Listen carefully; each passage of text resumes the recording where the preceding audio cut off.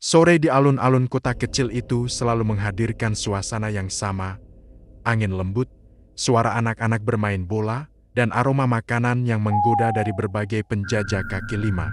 Namun di antara semuanya, ada satu tempat yang selalu menjadi pusat perhatian angkringan sederhana milik seorang wanita muda bernama Nela. Gerobaknya tidak lebih mewah dibanding angkringan lain. Hanya terbuat dari kayu yang dipernis tipis, beratapkan seng, dan diterangi lampu bohlam kuning yang menggantung rendah. Tapi kehangatan yang terpancar dari angkringan itu membuat siapapun betah berlama-lama. Nela, janda muda berparas cantik, selalu tersenyum ramah kepada setiap orang yang datang. Tatapannya lembut, suaranya tenang, membuat banyak orang merasa nyaman berada di dekatnya. Ia tidak pernah mengeluh meski harus bekerja dari sore hingga larut malam.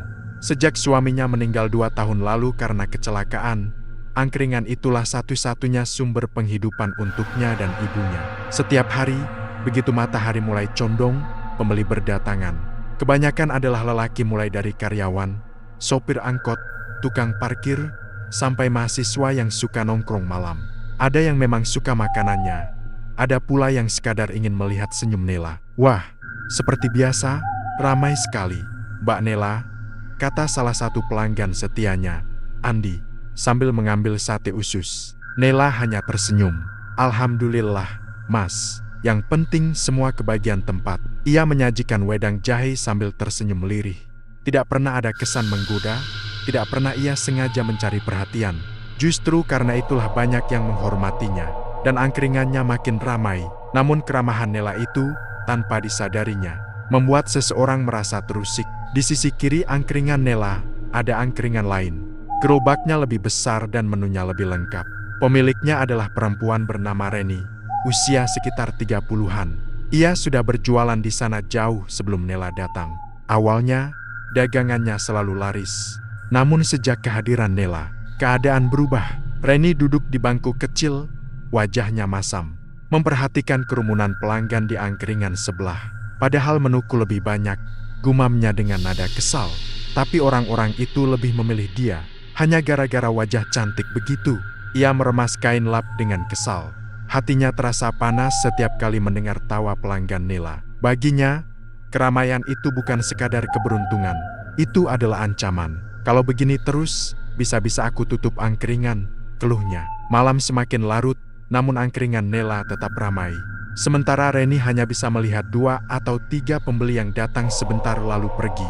Setiap malam situasinya sama, dan semakin lama, rasa irinya berubah menjadi sesuatu yang lebih gelap. Sementara itu, Nela benar-benar tidak menyadari rasa iri itu. Baginya, angkringan bukan arena persaingan. Ia bahkan tak pernah berpikir buruk tentang Reni.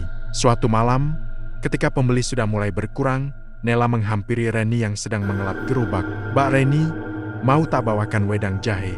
Masih panas?" tawarnya tulus. Reni menoleh heran. Tawaran itu hanya membuatnya makin kesal. "Tidak usah," jawabnya cepat. "Aku masih punya." Nela tersenyum kecil lalu kembali ke gerobaknya.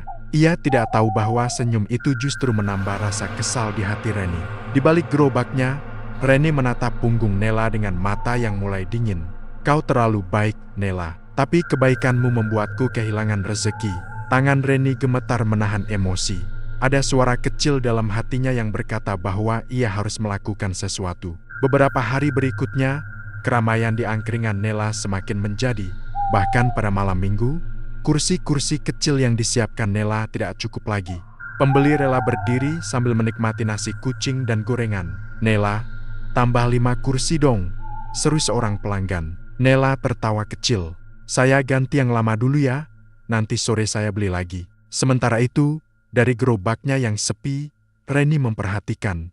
Pipi dan lehernya terasa panas, seakan seluruh amarahnya menumpuk di satu titik. "Tidak adil," desisnya. "Tidak adil sama sekali." Ketika malam kian larut dan pembeli sudah pulang, Reni duduk sendirian. Ia memandang kosong ke arah gerobak Nela yang bersih dan tertata rapi. Dalam hati yang gelap, ia mulai berbisik pada dirinya sendiri. "Aku harus mengembalikan semuanya.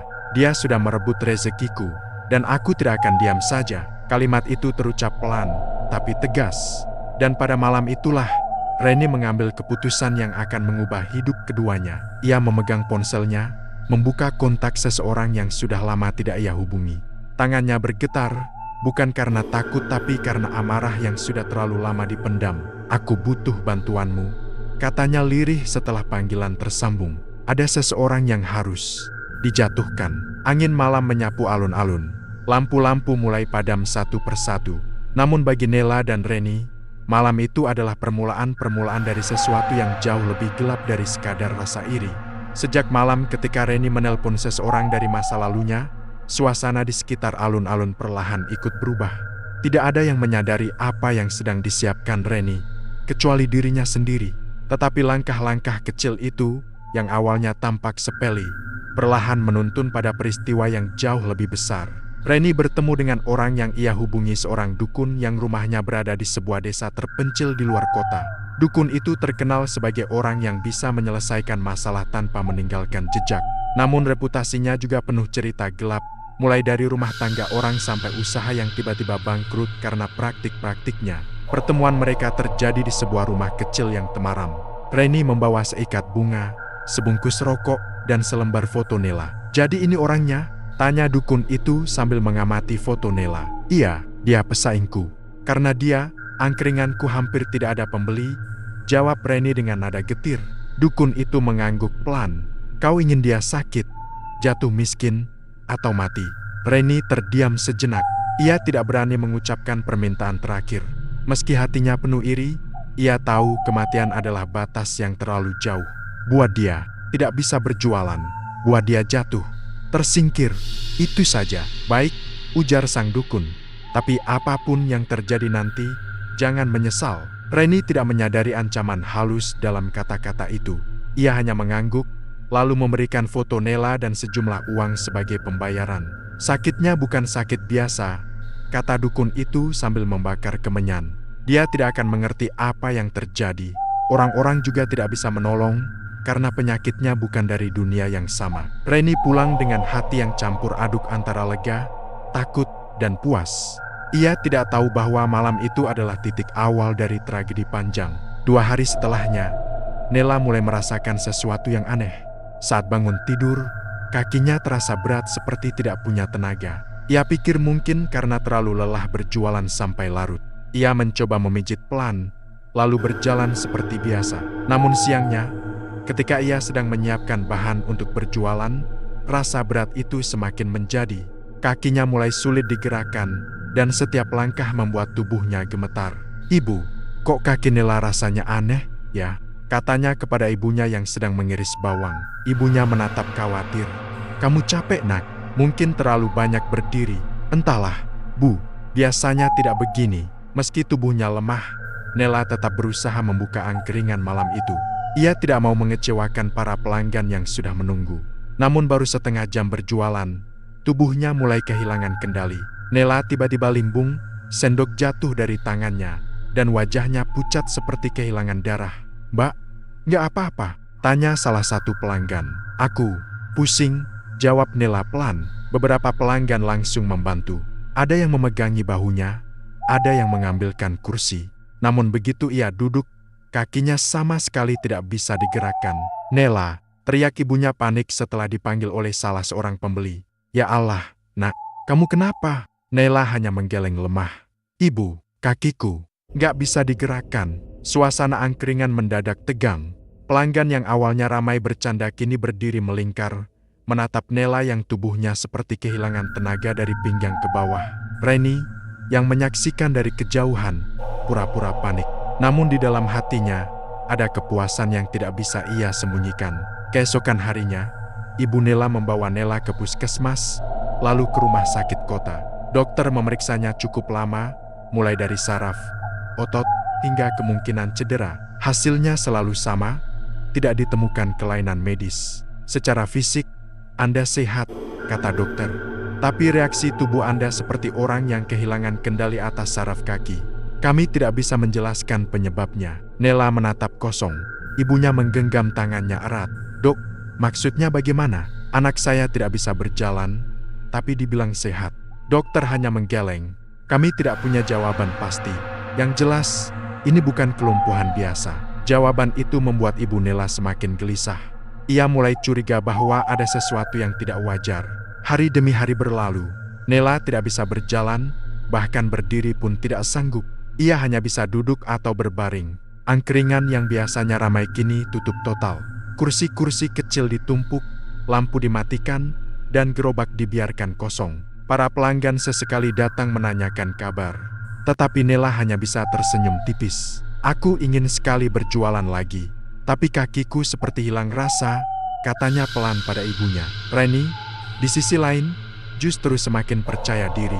Dengan angkringan Nela tutup, pembeli perlahan-lahan mulai kembali ke angkringannya. Namun kebahagiaan itu tidak berlangsung lama, karena suara bisikan yang ia dengar dari dukun beberapa waktu lalu masih terngiang, apapun yang kau lakukan, ingat, dunia gaib tidak pernah memberi bantuan tanpa menagih balasan. Seminggu kemudian, Ibu Nela diberi saran oleh tetangga untuk memanggil seorang paranormal dari luar kota.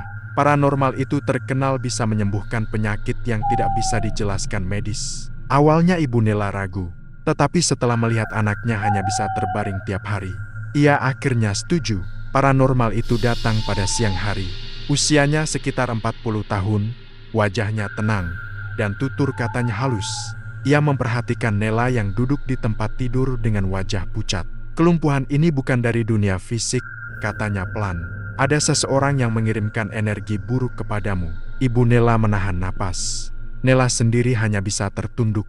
Ia tidak percaya seseorang ingin mencelakakannya. Bisakah disembuhkan? Tanya ibunya dengan suara gemetar. Saya akan berusaha. Proses penyembuhan berlangsung selama 2 jam. Ada doa-doa yang dibacakan, air yang disemburkan pelan di punggung Nela, dan beberapa ritual yang penuh kehati-hatian. Ketika selesai, paranormal itu berkata, beban di tubuhmu sudah saya angkat. Mulai malam ini, kakimu akan perlahan bisa digerakkan lagi. Dan benar saja malam harinya, Nela merasakan sensasi hangat mengalir dari betis ke telapak kaki. Ia bisa menggerakkan jari-jarinya, sesuatu yang sudah seminggu tak mampu ia lakukan. Bu, lihat, kakiku bisa gerak, serunya sambil menangis bahagia. Ibunya memeluknya erat sambil mengucap syukur. Keesokan harinya, meski masih pelan, Nela sudah bisa berdiri, dan 2 hari kemudian, ia kembali membuka angkringan. Para pelanggan datang berbondong-bondong menyambutnya, seolah sudah merindukan kehadirannya. Namun di kejauhan, Reni memandang semua itu dengan mata menyala penuh kebencian. Belum selesai, gumamnya, belum. Ia tidak menyangka Nela bisa bangkit lagi, dan dalam hatinya, ia bersumpah untuk melakukan cara yang lebih kejam. Bab ini berakhir dengan angin malam yang membawa firasat buruk, tanda bahwa badai yang sebenarnya belum dimulai. Kembalinya Nela membuka angkringan seperti membangunkan kembali kehidupan malam di alun-alun. Suara canda pelanggan, aroma kopi hitam, dan tawa kecil Nela mengisi udara. Semua orang terlihat senang melihatnya sehat kembali. Mbak Nela, kemarin saya pikir jenengan gak bakal berjualan lagi, ujar seorang pelanggan sambil duduk. Nela tersenyum. Alhamdulillah dikasih sehat lagi. Makasih sudah mampir. Para pelanggan membanjiri gerobaknya seperti tidak ada yang berubah. Walaupun jalannya masih sedikit pelan, namun senyum Nela tetap sama hangat dan menenangkan. Namun kebahagiaan itu tidak dirasakan oleh semua orang. Di seberang alun-alun, Reni berdiri mematung di depan gerobaknya. Matanya memandang angkringan Nela dengan tatapan yang sulit dibaca antara terkejut, marah, dan takut. Tidak mungkin dia bisa sembuh, gumamnya. Beberapa hari terakhir, Reni merasa seperti sedang dikejar oleh bayangannya sendiri. Ia tidak mengira bahwa guna-guna itu bisa dipatahkan begitu cepat. Dukun itu menjanjikan sesuatu yang lebih permanen. Namun kini kenyataan justru sebaliknya. Kalau dia bisa sembuh, berarti apa yang kulakukan sia-sia? Bisiknya lirih. Reni meremas ujung gerobaknya sampai buku jarinya memutih. Dalam hatinya yang semakin gelap, muncul pikirannya yang bahkan dirinya sendiri tak pernah bayangkan sebelumnya. Kalau dia tidak bisa dijatuhkan dengan cara halus, aku harus cari cara lain. Di sisi lain, Nela mulai menata hidupnya kembali. Meski belum bisa bekerja secepat dulu, ia mulai merasa lebih kuat setiap hari. Ibunya selalu berada di sampingnya, membantu menyiapkan bahan-bahan dagangan. Nak, kalau capek jangan dipaksa, ya, pesan ibunya. Iya, Bu. Tapi aku senang bisa kembali bekerja. Rasanya seperti mimpi setelah seminggu tidak bisa jalan. Ibu Nela mengangguk, meski ada kegelisahan terselip di matanya. Setelah kejadian itu, Ia mulai percaya bahwa ada seseorang yang ingin mencelakai anaknya. Namun ia tidak tahu siapa. Sementara waktu berlalu, kehidupan Nela perlahan kembali normal. Namun setiap kali malam tiba, ada satu hal ganjil yang selalu terjadi. Ia sering merasa diperhatikan dari kejauhan. Saat ia menutup angkringan, ia merasa seperti ada seseorang yang berdiri tidak jauh darinya. Saat berjalan pulang, bulu kuduknya kerap berdiri seakan ada bayangan yang mengikutinya. Namun setiap ia menoleh, tidak ada siapapun. Aku hanya terlalu cemas. Mungkin, gumamnya untuk menenangkan diri. Ia tidak tahu bahwa bayangan itu nyata dan seringkali seseorang memandangnya dari gelapnya pepohonan di sisi alun-alun. Seseorang itu adalah Reni. Reni semakin terobsesi. Setiap malam ia memperhatikan gerak-gerik Nela dari kejauhan. Semakin melihat Nela tersenyum, semakin ia merasa dadanya seperti diremas. Kenapa semua orang selalu berpihak padamu, Nela? Desisnya. Ia merasa hidupnya semakin tidak adil. Bukan hanya dagangannya yang sepi, tetapi ia merasa keberadaan Nela telah merebut semuanya. Rezeki, perhatian pelanggan, bahkan rasa percaya diri. Kedengkian itu tumbuh seperti duri yang menusuk setiap hari. Suatu malam, ketika angkringan sepi, Reni memandang segelas kopi di tangannya. Kemudian ia menatap alat pisau kecil yang biasa digunakan untuk memotong bahan masakan. Kalau aku ingin semuanya kembali, aku harus memastikan Nela tidak berdiri lagi, bisiknya pelan. Detik itu juga pikirannya berubah. Tidak ada lagi batasan moral, tidak ada lagi rasa takut. Yang ada hanyalah rasa ingin menyingkirkan Nela dari hidupnya. Sementara Reni memendam niat gelap. Di rumahnya Nela justru merasakan sesuatu yang semakin aneh. Beberapa kali ia terbangun di malam hari karena mendengar suara berat seperti seseorang mengerang. Tetapi setiap ia bangun, rumahnya tetap sunyi. Kadang ia merasa tubuhnya berat, seolah ada sesuatu yang menindih dadanya. Tadi malam kamu teriak-teriak dalam tidur, kata ibunya suatu pagi. Ibu sampai bangun dan memanggil kamu, tapi kamu tidak sadar. Nela kebingungan. Aku tidak ingat apa-apa, Bu. Namun ia tahu sesuatu sedang mengganggu tidurnya. Sesuatu yang sulit dijelaskan, tetapi terasa begitu dekat. Dan semakin hari, kejadian ganjil semakin sering muncul. Saat ia berjalan ke dapur, tiba-tiba sendok jatuh sendiri dari meja. Saat ia menyiapkan sambal, piring yang ia pegang seakan meluncur tanpa alasan. Ia mengira ini hanya ketidaksengajaan sampai sebuah malam mengubah semuanya. Malam itu, alun-alun tampak lebih sepi dari biasanya. Angin terasa lebih dingin, dan awan gelap menutupi sebagian bulan. Nela baru selesai menutup angkringan. Ibunya sudah pulang lebih dulu karena merasa kelelahan. Saat Nela hendak berjalan pulang, ia merasakan hawa aneh di belakangnya. Bukan sekadar perasaan, tapi seperti ada sesuatu yang berdiri tepat di belakang bahunya. Ia menelan ludah, mencoba menenangkan diri. Namun langkahnya semakin lama semakin berat. Jantungnya berdebar tanpa sebab. Tiba-tiba, Nela, ada suara berbisik. Suaranya serak, pelan, namun jelas berasal dari belakangnya. Nela menoleh cepat. Kosong, tidak ada siapapun. Nela, suara itu datang lagi. Kali ini lebih dekat, seperti berada di samping telinganya. Tubuh Nela merinding, kedua tangannya gemetar. Ia mulai berjalan lebih cepat, tetapi suaranya terus mengikuti. Nela, kamu tidak pantas di sini. Ia mulai berlari, namun semakin cepat ia berlari, semakin jelas suara itu. Sesampainya di rumah, ia menutup pintu dengan helaan napas panjang. Keringat dingin membasahi pelipisnya. Apa itu tadi? Bisiknya. Ia duduk di lantai, berusaha mengusir rasa takut.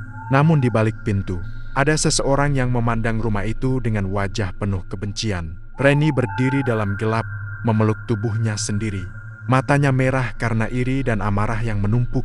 Kalau cara halus tidak berhasil, gumamnya dengan suara sangat rendah.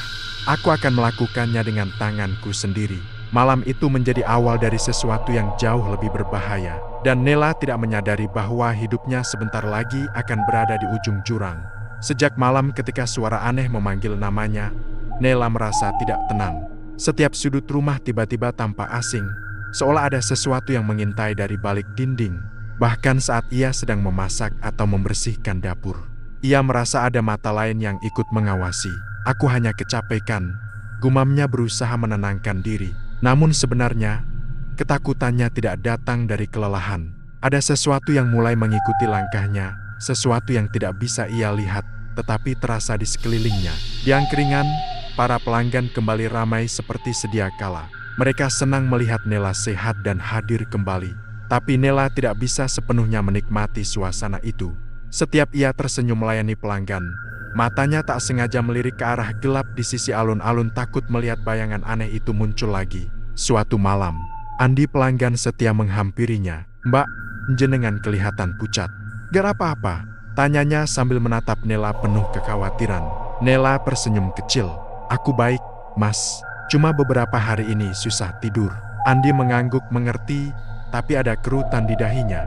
Ia tahu ada sesuatu yang Nela sembunyikan. Namun sebelum Nela sempat menjelaskan apapun, tiba-tiba dari kejauhan terlihat sosok yang berdiri mematung di balik pohon besar dekat angkringan. Tubuhnya gelap, wajahnya tidak terlihat.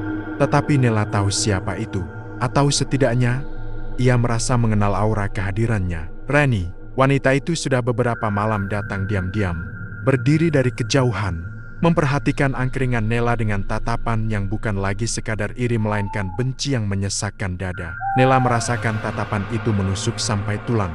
Reni tidak bergerak, hanya menatap, seolah sedang menunggu saat yang tepat. Saat Nela menoleh lagi, Reni hilang begitu saja, seakan tersapu angin malam. Di rumah, keadaan menjadi lebih buruk. Ibu Nela mulai merasakan bahwa rumah itu seperti berubah. Lampu sering berkedip tanpa sebab, pintu kamar berderit padahal tidak ada angin, dan beberapa kali ia melihat bayangan gelap berkelebat di ujung mata. "Nela, kamu yakin tidak ada yang kamu sembunyikan dari ibu?" tanya ibunya suatu malam. Nela terdiam. Ia sebenarnya ingin bercerita tentang suara-suara itu, tentang perasaan diikuti, tentang bayangan yang menghantui. Tetapi ia takut membuat ibunya semakin cemas. "Tidak, Bu. Mungkin aku hanya belum pulih sepenuhnya," jawabnya. Meski begitu, ibunya tahu anaknya berbohong. Mata Nela tidak bisa menyembunyikan ketakutannya. Malam itu, Nela susah tidur. Setiap kali ia memejamkan mata, ia mendengar suara lain dalam kepalanya, suara yang sama seperti malam ketika ia dipanggil. "Nela." Ia membuka mata, jantung berdegup kencang. Tidak ada siapa-siapa. "Nela, kamu mengambil yang bukan milikmu." Suara itu seperti bisikan yang berasal dari balik telinganya. Tubuh Nela beku, matanya mengarah pada sudut kamar yang gelap. Ada sesuatu di sana, sesuatu yang tidak wujud manusia, tetapi ia merasakannya jelas. Tepat di sudut itu, udara seolah bergerak, menekan, membuat tubuhnya terasa ditarik oleh sesuatu yang tak terlihat. Bu, panggil Nela gemetar. Ibunya berlari masuk. "Nela, kamu kenapa?" Begitu ibunya masuk, hawa itu hilang, seperti bayangan yang tertiup angin. Nela memeluk ibunya, tubuhnya bergetar hebat. "Bu, ada sesuatu di kamar ini. Ada yang memanggil aku." Ibunya langsung memeluk putrinya erat-erat. Kini ia percaya sepenuhnya bahwa gangguan itu bukan lagi sekadar firasat. Sementara Nela dan ibunya berjuang melawan ketakutan. Di sisi lain alun-alun, Reni semakin larut dalam niat gelap. Ia kembali menemui dukun yang dulu memberinya guna-guna. Namun kali ini ada sesuatu yang berbeda dari tatapan dukun itu. "Kenapa kau kembali?" tanya sang dukun. "Karena dia masih sehat. Dia bisa berjalan. Dia bisa berjualan lagi," ujar Reni dengan suara bergetar di antara marah dan putus asa. Dukun itu menatap Reni dalam-dalam. "Kau tidak tahu apa yang kau minta waktu itu. Kau pikir menjatuhkan seseorang itu seperti membalik telapak tangan." Reni menggertakkan gigi. "Pokoknya aku mau dia jatuh. Mau dia menderita." Sang dukun menghela napas berat. "Baik, tapi kali ini tidak ada jalan kembali." Reni menunduk. "Aku tidak peduli. Kalau begitu, dengar baik-baik," ujar sang dukun sambil menyalakan dupa. "Semakin kuat kau ingin menjatuhkan seseorang, semakin besar pula bayaran yang harus kau berikan. Dunia gaib selalu menagih, dan kadang balasannya bukan pada orang yang meminta, melainkan pada jiwa yang paling dekat dengannya." Reni menelan ludah. Kata-kata itu terdengar seperti peringatan, tetapi hatinya sudah terlalu gelap untuk berhenti. "Lakukan." Dukun itu menutup mata sejenak lalu tersenyum tipis.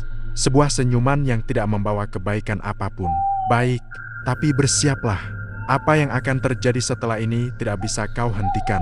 Malam itu, sesuatu yang jauh lebih kuat mulai bergerak menuju rumah Nela. Saat Nela sedang memejamkan mata, ia mendengar suara langkah pelan. Bukan langkah manusia, langkah itu menyeret, seperti sesuatu yang ditarik dari lantai. "Nela, suara itu datang lagi.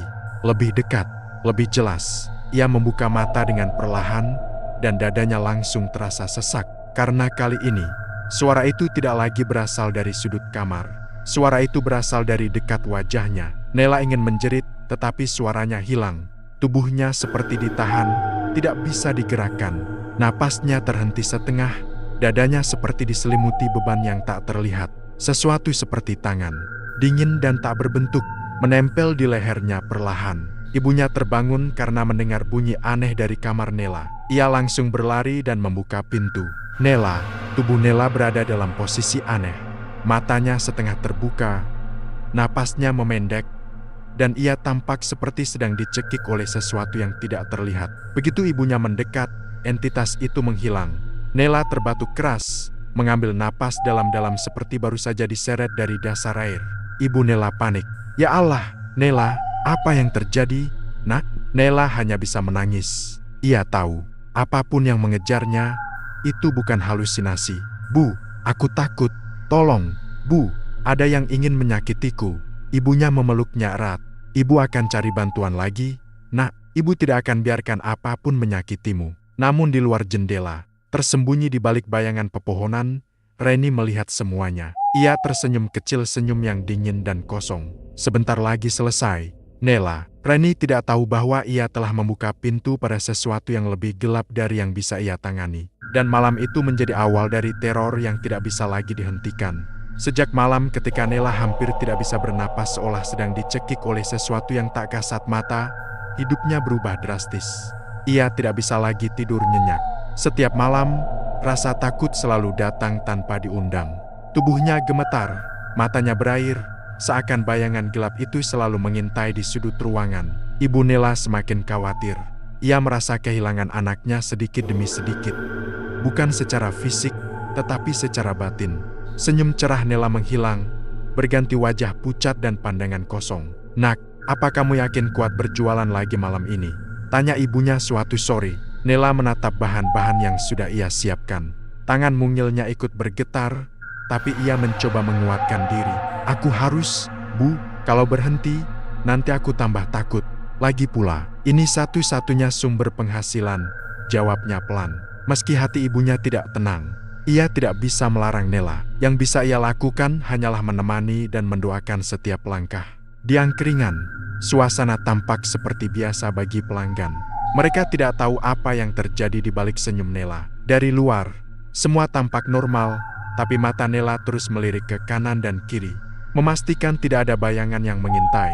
Enggak, kopi jas satu, kata seorang pelanggan sambil duduk. Nela tersenyum lembut. Iya, Mas, tunggu sebentar. Namun ketika ia hendak menuang kopi, tiba-tiba tubuhnya tersentak.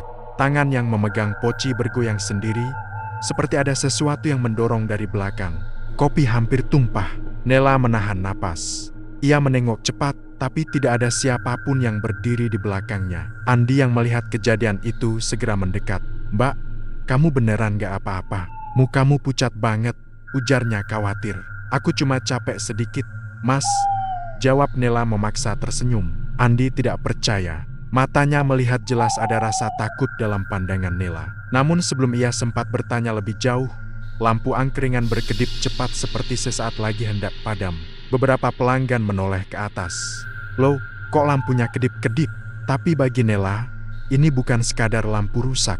Kedipan itu mengingatkan pada kejadian malam sebelumnya. Cahaya selalu berubah tepat sebelum suara aneh itu muncul. Napasku mulai seret, batin Nela. Ia menatap ke arah pepohonan di sisi alun-alun. Ada bayangan gelap yang bergerak cepat, seperti siluet seseorang yang melintas. Bukan manusia, tidak mungkin manusia bergerak secepat itu. Ia menggigit bibir, menahan tangis yang nyaris pecah. Di sisi lain, Reni duduk di angkringannya yang relatif sepi. Namun kali ini, kesepiannya tidak membuatnya cemas. Sebaliknya, ia merasa puas karena ia sudah melihat sendiri bagaimana Nela diganggu. Namun setiap kali rasa puas itu muncul, ada rasa lain yang menyusul, takut. Sejak ia meminta bantuan dukun untuk kedua kalinya, ia merasa rumahnya sendiri mulai dihantui. Ia sering melihat bayangan bergerak di dekat pintu, dan suara ketukan misterius muncul tanpa alasan. Tapi ia selalu menghibur diri. Semua ini demi usahaku, demi hidupku. katanya pelan. Yang ia tidak tahu, niat buruknya sedang menarik sesuatu yang lebih besar ke arahnya. Beberapa hari berlalu, keadaan Nela semakin menurun. Tidurnya terganggu, tubuhnya sering dingin tiba-tiba, dan terkadang ia merasa seperti ada tangan-tangan dingin menyentuh pundaknya saat ia sedang bekerja. Pelanggan mulai menyadari perubahan itu. "Mbak Nela, matamu cekung banget," ujar seorang mahasiswa. "Iya, Mbak, jangan terlalu dipaksa." Nela hanya tersenyum kecil. Namun senyum itu justru membuat beberapa pelanggan saling pandang khawatir. Ada sesuatu yang salah, tapi mereka tidak tahu apa. Siang itu, setelah selesai berjualan, Andi menghampiri Nela dan ibunya. "Bu, Nela, kalau boleh tahu, ada masalah apa?" Nela kelihatan gak seperti biasanya. Nela menunduk. Ia tidak ingin membebani siapapun, tapi ibunya sudah tidak bisa menyimpan semuanya. "Mas Andi, sebenarnya Nela diganggu sesuatu," ujar ibunya lirih. Andi mengerutkan dahi. "Diganggu gimana maksudnya?" "Sama orang." Bukan orang." Nela menahan napas, lalu berkata pelan, "Mas, aku sering melihat bayangan. Ada suara juga. Dan semalam aku seperti dicekik." Andi terdiam. Ia bukan tipe orang yang mudah percaya hal gaib. Tapi melihat wajah Nela yang seputih kertas, ketakutan itu jelas bukan dibuat-buat. "Kalau gitu, kayaknya kalian harus panggil orang pintar lagi," kata Andi. Ibu Nela mengangguk. Ibu juga kepikiran begitu. Malam itu juga, mereka memanggil paranormal yang dulu menyembuhkan Nela. Begitu paranormal itu masuk rumah, ekspresinya langsung berubah. "Gangguan ini jauh lebih kuat dari sebelumnya," katanya pelan. Ibu Nela menelan ludah. "Apa ini masih kiriman orang?" Paranormal itu menghela napas panjang. "Saya tidak bisa memastikan, tapi sepertinya ada seseorang yang benar-benar berniat buruk pada Nela. Dan yang dikirim kali ini bukan hanya penyakit, tetapi entitas." Nela memeluk lengannya sendiri, tubuhnya gemetar. "Entitas apa maksudnya?" "Makhluk yang memang bertugas menyakiti," jawabnya. "Jika ini dibiarkan, nyawa Nela bisa terancam." Ibu Nela menjerit kecil. "Astaga, tolong selamatkan anak saya." Paranormal itu mengangguk. "Saya akan berusaha, tapi prosesnya berat. Dan bisa jadi, makhluk itu akan melawan." Ia mulai menyiapkan beberapa benda, air yang diberi doa, garam, dan kemenyan. Namun saat ia hendak memulai ritual, pintu rumah tiba-tiba bergetar keras seperti ada sesuatu dari luar yang mencoba masuk. Duk, duk, duk. Nela dan ibunya memeluk satu sama lain. Mata paranormal itu menyipit. "Dia tahu saya ada di sini," gumamnya. Suara ketukan tiba-tiba berhenti. Lalu, dari jendela yang sedikit terbuka, muncul hembusan angin dingin yang membuat lampu berkedip cepat. Nela menahan napas. Dari dalam kepalanya, terdengar lagi suara itu, "Nela, kau tidak bisa lari." Ia menutup telinganya sambil menangis. "Bu, tolong, tolong." Paranormal itu segera melafalkan doa dengan suara tegas. "Keluar, jangan ganggu anak ini." Namun saat doa dibacakan, tiba-tiba tubuh Nela terangkat sedikit dari tempat duduknya. Ia tercekik udara, matanya melebar, napasnya tersengal. Ibunya menjerit, "Nela, ya Allah!" Paranormal itu mendekat, namun semakin ia mendekat, semakin kuat cengkeraman entitas itu. "Anda harus bertahan," teriak paranormal itu. Saya hampir mengusirnya, tapi tubuh Nela semakin keras. Wajahnya memucat, lehernya seperti ditekan oleh tangan tak terlihat. Air mata mengalir di pipinya. "Dia ingin membunuhku," batinnya. Setelah beberapa menit menegangkan, paranormal itu akhirnya membacakan doa terakhir dengan suara lantang. Tiba-tiba udara sekitar berubah, entitas itu seolah ditarik paksa keluar. Tubuh Nela jatuh lemas. Ia menangis dalam pelukan ibunya. Paranormal itu mengelap keringat dari keningnya. "Sudah pergi. Untuk sementara." Nela mengangkat wajah. "Untuk sementara, maksudnya dia bisa kembali?" Paranormal itu mengangguk pelan. "Bisa, karena ada seseorang yang terus memanggilnya. Siapapun yang mengirim, sudah melewati batas. Dan gangguan ini belum selesai." Di tempat lain, Reni merasakan dadanya sesak tanpa alasan. Ia tiba-tiba sulit bernapas, seolah ada beban berat di dadanya. Ia memegang lehernya. Apa yang terjadi? Kenapa rasanya sesak? Namun ia tidak tahu. Setiap kali entitas itu menyerang Nela, sebagian rasa sakitnya kembali kepadanya. Namun kebenciannya sudah terlalu dalam untuk ia sadari. Dan dalam gelapnya malam itu, pertanda buruk semakin kuat. Nela mungkin selamat malam ini, Tapi entitas itu tidak akan berhenti sampai tujuannya tercapai. Dan tujuannya hanyalah satu, mengambil nyawa Nela. Sejak kejadian malam itu, kondisi Nela memang sedikit membaik. Tubuhnya tidak lagi tiba-tiba lumpuh, dan suara-suara menakutkan yang selalu menghantuinya mulai mereda. Namun bayangan gelap itu tidak benar-benar hilang. Rasanya seperti makhluk itu hanya mundur beberapa langkah, bukan pergi sepenuhnya. Paranormal yang membantu Nela juga telah memperingatkan bahwa serangan tersebut mungkin hanya jeda sebelum sesuatu yang lebih besar terjadi. Dan ucapan itu terus terngiang di kepala Nela. Sementara itu, Reni tidak tinggal diam. Meski ia merasa girang ketika mendengar bahwa Nela mengalami serangan lebih parah, ia juga dihantui kegelisahan yang membuat tidur malamnya tidak pernah tenang. Bahkan ia mulai mengalami hal-hal aneh di rumahnya sendiri, suara langkah kaki di dapur tengah malam, angin dingin yang muncul tanpa alasan, dan bayangan berkelebat cepat di sudut ruangan. Namun alih-alih takut dan berhenti, rasa iri dan dendamnya justru membuatnya semakin nekat. Aku nggak boleh kalah dari dia, gumam Reni sambil menatap gerobaknya yang sepi. Ia meremas kain lap di tangannya hingga kusut. Mata Reni berair, bukan karena sedih, tetapi karena campuran marah dan obsesi yang semakin menenggelamkannya. Kalau nggak bisa dibikin berhenti dengan cara halus, aku harus selesaikan ini. Dalam hati, ia tahu niatnya sudah melewati batas. Tapi ia merasa tak punya pilihan lain. Usahanya semakin sepi, pelanggan makin jarang datang.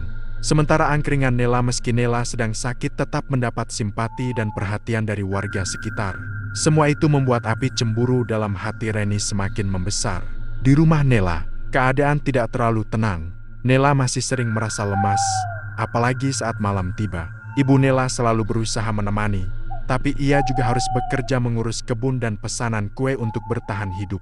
Suatu malam, Nela sedang mempersiapkan bahan-bahan angkringan. Tangannya bergetar pelan, efek dari trauma yang masih membekas. Ia memaksa tersenyum ketika ibunya menatapnya dengan cemas. "Nak, kalau kamu belum sanggup, kita istirahat dulu saja. Ibu tidak apa-apa kalau harus tutup beberapa hari," ujar ibunya lembut. Nela menggeleng pelan. "Bu, kalau aku berhenti, aku takut akan semakin lemah. Aku harus berusaha melawan rasa takut ini." Ibu Nela memegang tangan anaknya yang dingin. "Tapi jangan memaksakan diri, ya." Nela mengangguk. "Iya, Bu, aku berjanji." Malam itu, ia kembali membuka angkringannya. Pelanggannya tidak seramai dulu, karena rumor tentang dirinya diganggu makhluk halus sudah menyebar pelan-pelan. Namun beberapa pelanggan setia tetap datang. Andi juga datang, duduk di bangku depan. Sejak kejadian menyeramkan itu, ia selalu berusaha mengawasi Nela dari kejauhan. "Mbak, kalau kamu ngerasa aneh atau apapun, bilang ya," kata Andi sambil menyeruput kopi. Nela mengangguk. "Makasih, Mas. Aku jadi lebih tenang kalau ada Mas Andi." Kalimat sederhana itu membuat Andi tersenyum kecil. Ia memang mulai merasa memiliki tanggung jawab untuk menjaga Nela. Namun dari seberang lapak, Reni memperhatikan keduanya dengan tatapan penuh api. Sebenarnya ia tidak peduli pada siapapun yang mendekati Nela. Tapi melihat perhatian orang lain kepada Nela membuat hatinya semakin panas. Selalu saja dia mencuri perhatian semua orang, gumam Reni lirih. Malam itu, setelah pulang, Reni duduk sendirian di ruang tamu rumahnya yang remang-remang. Di depannya ada sebuah kain hitam, bunga melati kering, dan sebuah boneka kecil yang mirip dengan Nela, boneka yang dibuatkan khusus oleh orang pintar yang ia datangi. "Kalau kamu mau benar-benar hilang, Nela, aku harus menyelesaikannya sekarang," ucap Reni dengan suara rendah. Ia menusukkan jarum panjang ke boneka itu sambil membaca mantra kiriman yang diajarkan sang dukun. Tangan Reni gemetar, tapi bukan karena ragu, justru karena rasa marah dan ketakutannya bercampur menjadi satu. Pada saat yang sama, Nela merasakan dadanya sesak. Ia sedang meracik wedang jahe ketika tiba-tiba tubuhnya melemah. Tangannya gemetar hebat sampai poci hampir terjatuh. "Mbak, kamu kenapa?" seru salah satu pelanggan. Nela terhuyung, berpegangan pada meja gerobaknya. Aku nggak tahu." Tiba-tiba sesak. Andi segera berdiri dan menahan bahunya. "Mbak, duduk dulu." Namun sebelum sempat duduk, mata Nela bergerak liar. Seperti ada sesuatu yang menariknya dari dalam tubuh. Suaranya tercekat, seolah ia ingin berteriak tetapi tidak bisa. "Mas, tolong." Kalimat itu tidak pernah selesai. Dalam sekejap, Nela jatuh tersungkur di lantai. Semua pelanggan panik. Suara teriakan menggema di sekitar alun-alun. Andi mengangkat tubuh Nela dan memanggil Ibu Nela dengan suara bergetar. "Bu, cepat datang." Nela pingsan. Ibu Nela keluar dari rumah yang tidak terlalu jauh, berlari sambil menangis. "Ya Allah, Nela, anakku." Andi membantu mengangkat tubuh Nela pulang. Namun saat mereka sampai di rumah, Nela tiba-tiba membuka mata bukan seperti orang tersadar, tapi seperti seseorang yang dikendalikan sesuatu. Matanya melotot lebar, nafasnya berat, jari-jarinya menggenggam erat baju Andi hingga kukunya mencakar kulit. Andi tersentak. Mbak Nela, dengar suara saya." Ibu Nela menjerit. "Astaga, Nela, nak, kamu kenapa?" Nela mengeluarkan suara serak, seperti suara seseorang yang menahan rasa sakit dari dalam. "Bebu, tolong." Paranormal dipanggil lagi dengan cepat. Namun malam sudah terlalu larut dan jarak rumah paranormal cukup jauh. Ia baru tiba hampir 1 jam kemudian. Begitu ia masuk, ia langsung tahu bahwa sesuatu yang jauh lebih kuat telah menyerang Nela. "Ini sudah bukan gangguan biasa," ucap paranormal itu dengan wajah pucat. Ibu Nela memohon sambil menangis. "Pak, tolong anak saya, apapun caranya." Paranormal itu memeriksa tubuh Nela. Saat ia menyentuh keningnya, tubuh Nela menjerit keras seperti kulitnya tersengat api. "Ini bukan sekadar kiriman, ini niat untuk membunuh," kata paranormal itu lirih. Andi mengepalkan tangan. Siapa yang tega melakukan ini? Paranormal hanya menghela napas panjang. "Saya tidak bisa menyebut nama sebelum melihat tanda-tandanya. Tapi jelas, orang yang mengirim ini sangat membenci Nela." Sementara itu, Nela kembali menggeliat kesakitan. Dadanya naik turun begitu cepat hingga seolah paru-parunya dipaksa bekerja lebih keras dari seharusnya. Suara mencicit halus terdengar dari sudut ruangan. Udara menjadi dingin. Bau melati kering memenuhi rumah. Paranormal itu segera mulai membaca doa. Tetapi kali ini doanya seperti tidak mempan. Lampu berkedip, pintu bergetar, dan bayangan besar melintas cepat di dinding. Ibu Nela memeluk anaknya sambil menangis keras. "Tolong hentikan, jangan ambil anak saya." Namun saat paranormal tersebut membaca doa terakhirnya, sesuatu yang mengerikan terjadi. Leher Nela seperti tertekan oleh tangan tak terlihat.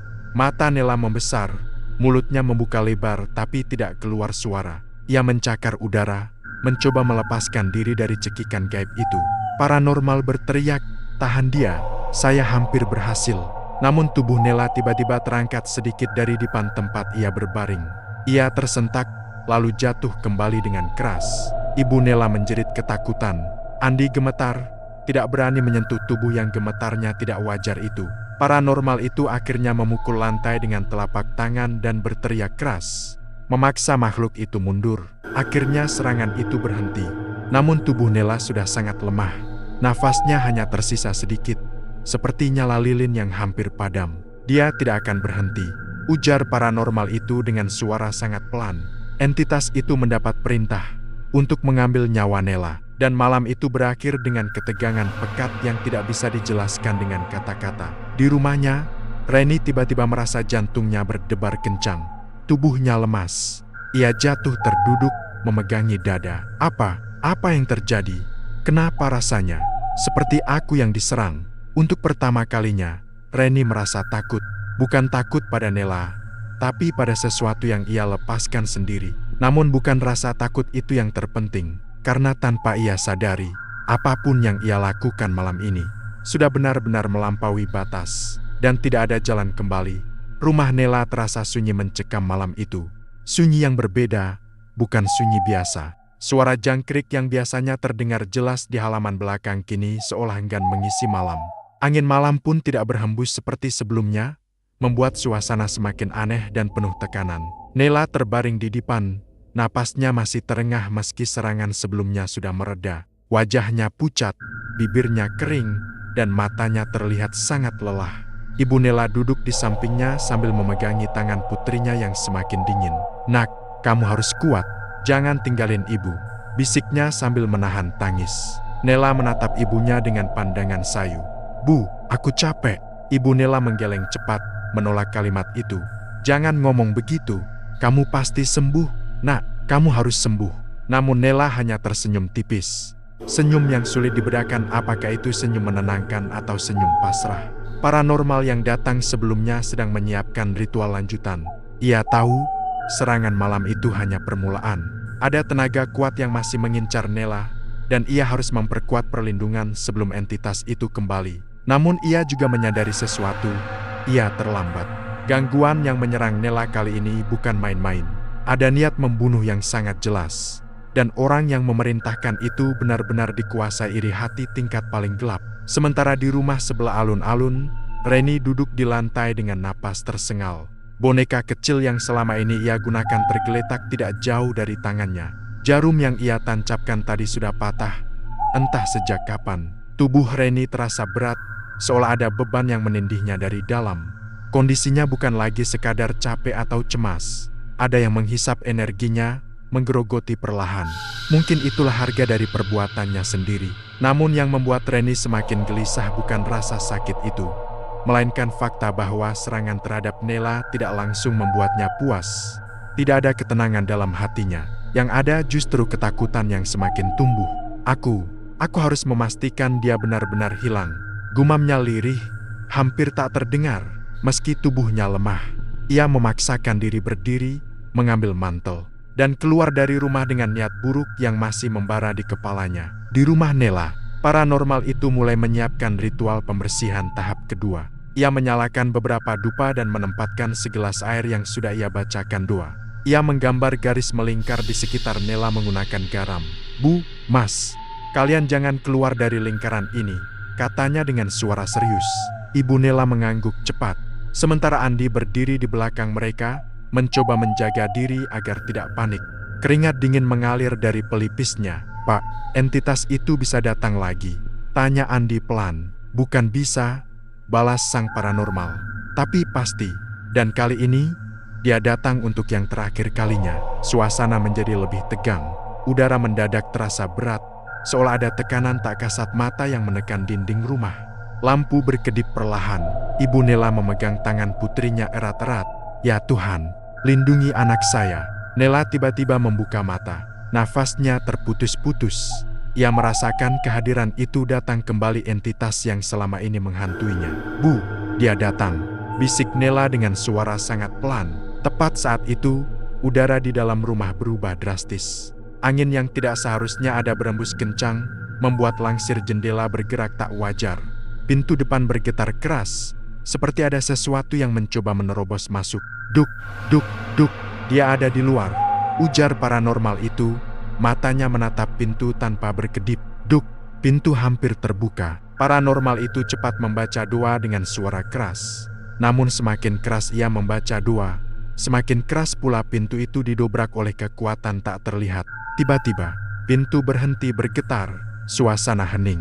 Hening yang membuat bulu kuduk berdiri. Paranormal memejamkan mata sejenak, mencoba merasakan energi di sekitar. Tapi sebelum ia sempat membuka mata kembali, bam! Pintu terbuka sendiri dengan sangat keras. Di ambang pintu tidak ada siapapun, tetapi bayangan hitam dengan bentuk tak jelas menyelimuti ruangan seperti asap pekat yang hidup. Ibu Nela menjerit. Andi tersentak mundur. Paranormal mengangkat tangannya, mencoba menghalanginya. "Keluar! Jangan sentuh anak itu!" teriak paranormal itu. Makhluk itu mengeluarkan suara yang tidak terdengar oleh telinga manusia, tetapi mereka merasakan getarannya di dada. Getaran yang membuat napas sesak. Nela tiba-tiba melengkungkan punggungnya ke atas, seolah ada yang menarik tubuhnya dari dalam. Ia tercekik udara. Tangan dan kakinya bergerak liar tak terkendali. Paranormal memaksa membaca doa lebih cepat, lebih keras. Namun entitas itu semakin keras menekan tubuh Nela. Mata Nela melotot. Tubuhnya gemetar hebat. Dan saat itu terjadi. Reni muncul di pintu rumah. Wajahnya pucat, matanya merah bekas menangis. Tubuhnya goyah, hampir jatuh setiap langkah. "Berhenti!" teriak Reni dengan suara putus asa. "Berhenti! Aku nggak mau lagi." Paranormal menoleh cepat. "Kamu yang melakukan ini." Reni menangis histeris. "Iya, aku yang nyuruh dia. Tapi, hentikan. Tolong hentikan. Aku nggak mau dia mati." Namun sudah terlambat. Entitas itu tidak lagi mendengar perintah Reni. Ia sudah terlepas, menjadi makhluk yang bergerak berdasarkan kebenciannya sendiri. Bahkan ia mulai menyedot energi Reni, membuat tubuh Reni terjatuh ke lantai, menggeliat kesakitan. "Aku maaf, Nela, maaf." Reni menangis keras. Ibu Nela memelototkan mata, marah dan putus asa. Kenapa kamu lakukan ini? Kenapa kamu mau bunuh anak saya? Reni tidak bisa menjawab. Tubuhnya semakin lemah, hampir tidak bisa bergerak. Ia tidak menyangka bahwa makhluk yang ia lepaskan akan berbalik menyakitinya. Paranormal mencoba menarik energi entitas itu dengan doa terakhir. Tapi entitas itu justru menyerang lebih kuat. Ia meraih leher Nela tak terlihat, tapi terasa jelas. Nela kembali tercekik. Mata Nela melotot, lebih lebar dari sebelumnya. Wajahnya memucat secara mengerikan. Bu, aku sakit. Suara Nela tercekat. Nela, Ibu Nela menjerit histeris. Tubuh Nela bergetar hebat, lalu tiba-tiba berhenti gerakannya. Hening, sangat hening. Sedetik berlalu, 2 detik, 3. Kemudian kepala Nela miring ke satu sisi. Matanya terbuka lebar tanpa kedipan, menatap kosong ke arah langit-langit. Ibu Nela jatuh terduduk sambil memeluk tubuh anaknya yang sudah tak bernyawa. Nela, nak, jangan tinggalin ibu. Tangisannya pecah memecah malam. Andi menangis sambil menutupi wajahnya. Paranormal memejamkan mata, pasrah. Aku terlambat. Kekuatan itu terlalu kuat. Reni menjerit sambil memukul lantai dengan tangannya. Menyesal, ketakutan, putus asa. Aku nggak mau dia mati. Aku nggak mau. Aku cuma iri. Hanya itu. Namun penyesalan itu datang ketika semuanya sudah tak bisa diperbaiki. Makhluk itu perlahan memudar, meninggalkan ruangan. Tidak kembali ke Reni, tidak bergantung pada siapapun. Ia pergi begitu saja.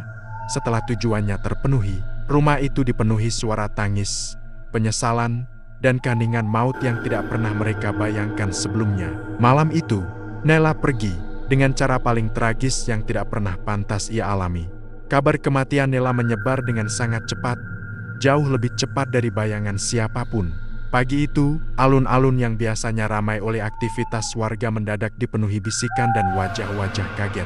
Banyak warga yang awalnya tidak percaya, namun ketika melihat gerobak angkringan Nela tertutup kain hitam, hati mereka terasa ikut runtuh. Nela bukan hanya penjual angkringan. Ia dikenal sebagai sosok muda yang ceria, ramah, dan pekerja keras. Kepergiannya yang tragis membuat banyak orang tidak mengerti apa yang sebenarnya terjadi. Rumah Nela penuh sesak oleh tetangga dan kerabat yang ingin melayat. Suara tangis ibunya paling terdengar jelas, seakan memenuhi seluruh ruangan dan menusuk hati siapapun yang mendengarnya. Anakku, kenapa harus begini nasibmu? Kenapa yang baik selalu dipanggil dulu? Tangisnya sambil memeluk kain kafan yang baru selesai dibersihkan. Andi berdiri di sudut ruangan, tubuhnya kaku. Ia belum bisa menerima kenyataan bahwa perempuan yang sering ia bantu angkat galon, yang sering ia temani saat berjualan, yang selalu tersenyum padanya, sekarang sudah tidak ada. Seharusnya aku lebih cepat datang malam itu. Gumam Andi, suaranya pecah. Jangan menyalahkan diri sendiri, nak, kata seorang tetangga menepuk bahunya. Ini sudah takdir. Andi menggeleng pelan. Baginya, ini bukan takdir. Ada yang jahat di balik kematian Nela, sesuatu yang tidak terlihat, tidak terjamah, tapi nyata. Di sisi lain, Reni tidak hadir di rumah duka. Ia bersembunyi di rumahnya sendiri dengan pintu terkunci rapat. Tubuhnya masih lemah, wajahnya pucat seperti orang yang kehabisan darah. Setiap kali ia mencoba berdiri, kakinya goyah. Namun yang paling menakutkan bukan kondisi tubuhnya, melainkan suara-suara yang kini kerap muncul di dalam kepalanya. Kau yang mulai semuanya, kau yang memanggil kami, kau tidak bisa lari. Suara itu bukan suara manusia. Kadang terdengar seperti bisikan, kadang seperti suara tawa kecil yang membuat kulit merinding. Reni menutup telinganya, menangis sambil memeluk kedua lututnya. Berhenti, aku sudah menyesal, tolong pergi. Namun penyesalan sudah tidak berarti. Ia telah melepaskan sesuatu yang bahkan sang dukun pun tidak mampu kendalikan. Dan kini, setelah Nela mati, entitas itu tidak hilang, ia justru mengincar orang yang memanggilnya. Pemakaman Nela berlangsung dengan suasana sendu. Langit mendung seolah ikut berduka. Ratusan orang hadir, termasuk para pelanggan tetap yang hanya mengenal Nela sebagai penjual angkringan yang baik hati. Saat liang lahat ditutup, Ibu Nela pingsan di pangkuan para tetangga. Andi membantu mengangkat tubuhnya ketika dekat area pemakaman. Pandangannya masih tertuju pada gundukan tanah baru yang belum betul-betul padat. Dalam hati kecilnya, Andi bersumpah akan mencari tahu apa yang sebenarnya terjadi. Setelah semua selesai, Paranormal yang sebelumnya menolong Nela menghampiri Andi yang sedang duduk sendirian. "Kamu kelihatan belum ikhlas, Nak," ucapnya pelan. Andi menatapnya. Mata yang biasanya cerah kini penuh amarah dan luka. "Pak, saya tahu ini bukan kematian biasa." Paranormal itu menutup mata beberapa detik. "Iya, ini bukan kematian biasa. Yang menyerang Nela adalah sesuatu yang memang dikirim." "Siapa?" tanya Andi dengan suara bergetar. "Katakan, Pak." Paranormal itu menarik napas panjang. "Aku tidak bisa sembarangan menuduh tanpa bukti pasti. Tapi, seseorang di sekitar kalian, seseorang yang sangat dekat dengan kehidupan Nela. Dialah yang memanggil makhluk itu." Andi mengepalkan tangan. "Saya akan cari tahu." Paranormal menatap Andi dengan prihatin. "Hati-hati, makhluk itu sekarang tidak punya tuan. Bisa saja ia mengincar orang lain, terutama orang yang terhubung dengan Nela." Andi merinding. "Terhubung? Seperti siapa?" Paranormal menatap mata Andi dalam-dalam. "Seperti kamu." Malam pertama setelah pemakaman Nela, suasana di alun-alun sangat sunyi. Tidak ada orang yang berani mendekati gerobak Nela. Angkringan itu seperti kehilangan nyawanya sendiri. Lampu jalan di dekatnya bahkan berkedip seolah merasakan duka. Andi yang berusaha mencari petunjuk sengaja duduk di dekat gerobak itu. Ia ingin tahu apakah ada sesuatu yang terasa aneh. Namun semakin lama ia duduk di sana, ia mulai merasakan hawa dingin yang tidak normal. Angin malam seharusnya hangat, tapi yang ia rasakan seperti hembusan dari ruang kosong. Tiba-tiba, ia mendengar suara lirih. "Andi!" Suara itu membuat dadanya bergetar keras. Ia menoleh cepat, tapi tidak ada siapapun. "Andi!" Kali ini lebih jelas. Suara perempuan, sangat familiar. "Nela!" bisiknya, meski ia tahu tidak mungkin. Dan saat itu juga, kaca poci di gerobak retak dengan sendirinya. Ting! Andi tersentak berdiri. Jantungnya berdetak sangat cepat. Ia mundur beberapa langkah, tidak percaya dengan apa yang baru saja terjadi. Ini pasti ulah makhluk itu." Ia berlari meninggalkan alun-alun, tidak sanggup menghadapi suara yang memanggil namanya. Sementara itu di rumahnya, Reni merasakan penderitaan yang jauh lebih berat. Tubuhnya kini sulit digerakkan, dan setiap sudut rumah terasa seperti ada yang mengawasi. Suara-suara itu semakin sering muncul. "Giliranmu, kau yang memanggilku. Kau tidak bisa kabur." Reni menangis sambil merangkak menuju pintu, namun ketika ia membuka pintu, udara dingin menerjang wajahnya. Di beranda rumah, ia melihat bayangan hitam besar berdiri tanpa bentuk jelas. Reni menjerit sekeras-kerasnya. Tetangga datang berlarian. Namun saat mereka membuka pintu rumah Reni, ia ditemukan tergeletak tak berdaya, tubuhnya dingin seperti es. Matanya membesar penuh ketakutan. "Reni! Astaga, Reni! Kenapa ini?" Tidak ada yang tahu apa yang terjadi padanya. Namun satu hal pasti, makhluk itu tidak pergi setelah mengambil nyawa Nela. Ia masih berkeliaran, mencari korban berikutnya, dan dendam yang terburuk belum dimulai. Beberapa hari setelah kematian Nela, suasana alun-alun berubah drastis. Warga tidak lagi berkumpul ramai seperti dulu. Angkringan yang biasanya penuh obrolan malam menjadi sunyi. Bahkan lampu jalan di dekat gerobak Nela mulai dianggap orang sebagai tempat yang membawa sial. Tidak ada satupun penjual yang berani berjualan di dekat sana. Gerobak Nela dibiarkan tertutup kain hitam. Tak seorang pun berani menyentuhnya. Di sisi lain, kondisi Reni juga mengejutkan warga. Setelah ditemukan dengan tubuh kaku dan mata melotot ketakutan, ia dibawa ke rumah sakit. Namun dokter keheranan tidak ada luka fisik, tidak ada penyakit, tidak ada trauma benturan.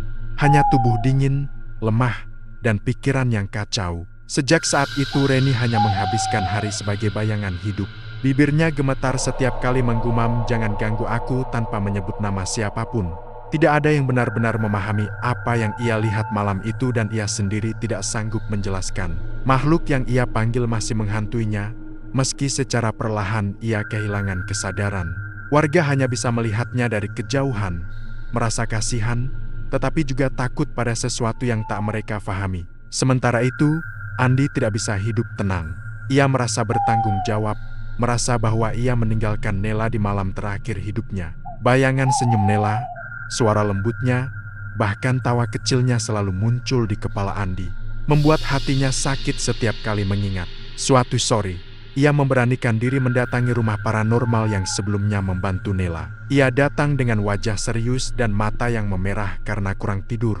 "Pak, Saya mau tanya, apa makhluk itu masih ada? Tanya Andi tanpa basa-basi. Paranormal itu duduk perlahan, seakan sudah menunggu pertanyaan tersebut. Makhluk itu tidak hilang, Nak. Ia kehilangan tujuan setelah melakukan perintah yang terakhir. Terus, sekarang dia ganggu siapa? Paranormal menarik napas. Makhluk seperti itu tidak hidup di dunia kita seperti manusia. Ia mengikuti emosi yang paling kuat. Dan emosi paling kuat yang tertinggal sekarang adalah rasa bersalah. Andi menelan ludah. Maksudnya saya? Paranormal menatapnya tajam. Kamu punya hubungan paling kuat dengan Nela di hari-hari terakhirnya. Ia memikirkanmu sebelum ia pergi. Andi terdiam. Kata-kata itu seperti palu yang memukul dadanya. Jadi, makhluk itu akan ke saya? Belum tentu, jawab paranormal itu. Makhluk itu datang pada mereka yang hatinya paling kosong, paling rapuh, atau paling mudah goyah oleh rasa bersalah. Andi mengusap wajahnya. Pak, saya cuma ingin satu hal. Saya ingin Nela tenang. Paranormal itu mengangguk. Kalau itu tujuanmu, ada satu hal yang harus kamu lakukan.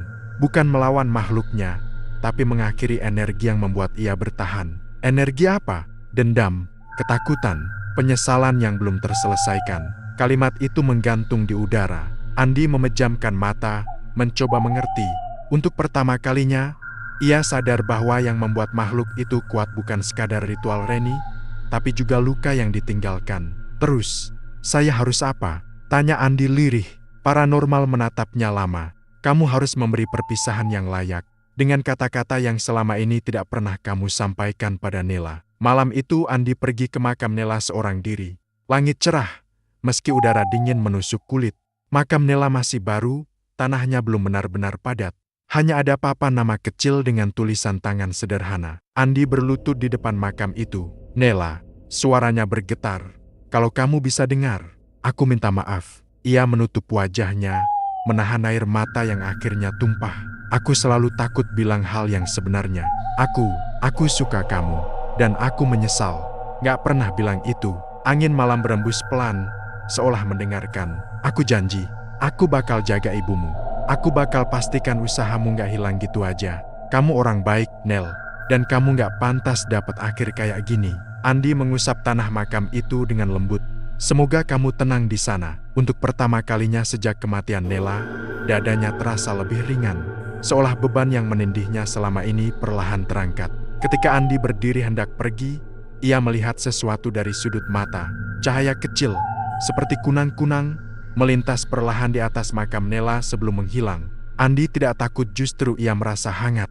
Makasih, Nel, bisiknya. Keesokan harinya, Andi mendatangi gerobak Nela. Dengan bantuan beberapa tetangga, ia membersihkan gerobak itu, memperbaiki bagian yang rusak, dan mengganti kain hitam yang menutupinya. Ibu Nela berdiri di dekatnya sambil memegang kain kerudungnya yang basah air mata. Mas, kamu benar-benar mau nerusin angkringan ini? Andi mengangguk. Bukan milik saya, Bu. Saya cuma jaga sampai ibu siap. Ibu Nela menangis lagi. Tapi kali ini bukan hanya karena duka. Ada sedikit rasa lega. Makasih, Nak. Kalau Nela lihat, pasti dia senang. Dia lihat, Bu, jawab Andi pelan. Saya yakin dia lihat. Di sisi lain, kondisi Reni semakin memburuk. Ia dibawa ke rumah keluarganya di luar kota. Tidak ada lagi yang ingin membahas apa yang sebenarnya terjadi padanya. Sebagian warga percaya ia terkena gangguan mental.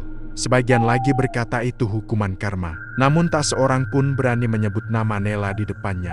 Karena setiap nama itu terdengar, Reni pasti menangis ketakutan. Dan entitas yang pernah ia panggil tidak pernah lagi muncul. Beberapa minggu berlalu, angkringan Nela yang kini dijaga Andi dan ibu Nela perlahan kembali ramai.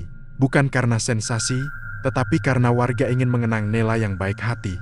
Mereka makan sambil mendoakan arwahnya. Setiap malam, Andi menyalakan satu lilin kecil di pojok gerobak. Cahaya lilin itu selalu stabil, tidak pernah bergetar meski angin malam berembus. Seolah ada yang menjaganya, atau mungkin ada yang menjaga mereka. Waktu berlalu, namun kenangan tentang kematian tragis Nela tetap tinggal di hati warga. Kisahnya menjadi pengingat bahwa iri hati manusia dapat berubah menjadi kehancuran.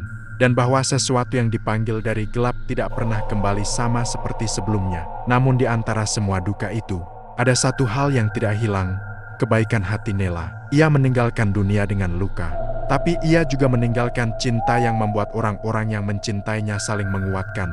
Dan bagi Andi, setiap malam ketika ia menutup gerobak, ia selalu menatap langit sambil tersenyum kecil. Aku harap kamu damai di sana, Nel. Angin berembus lembut, seolah memberikan jawaban. Dan cerita itu pun berakhir dengan kepergian yang tragis, namun juga dengan kedamaian yang akhirnya menemukan jalannya.